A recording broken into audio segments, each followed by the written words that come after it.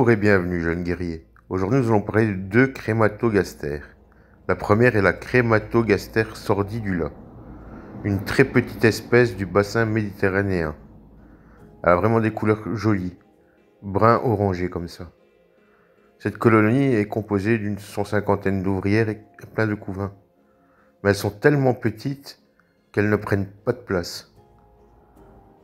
Regarde, franchement, la gine est toute petite.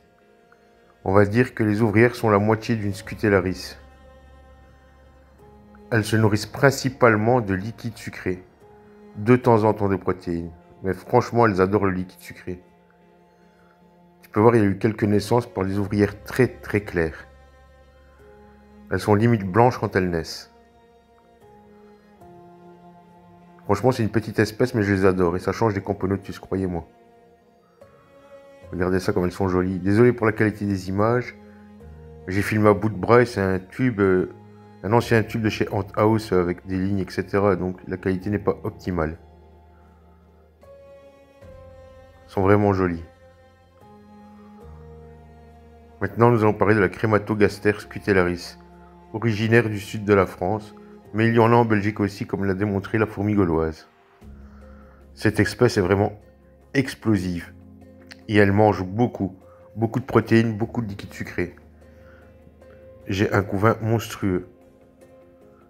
Ça se développe de fou, c'est une gine de cette année, dites-vous. Mais elles sont trop belles avec leur tête rouge et leur gastre foncé. Elles peuvent vivre en symbiose avec des lateralis par exemple. Franchement, regardez, c'est très joli, je la conseille, on l'appelle la fourmi de la Saint-Valentin.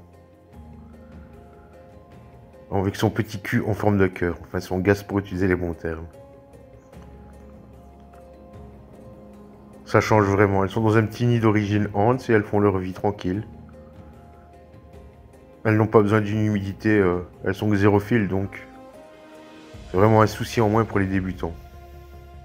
À la fondation par contre là il faut de l'humidité. Regardez, c'est joli. Hein.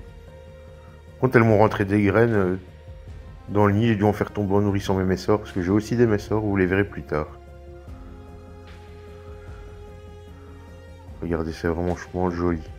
Sur ce les amis, je vous dis à bientôt, n'oubliez pas de liker et de vous abonner.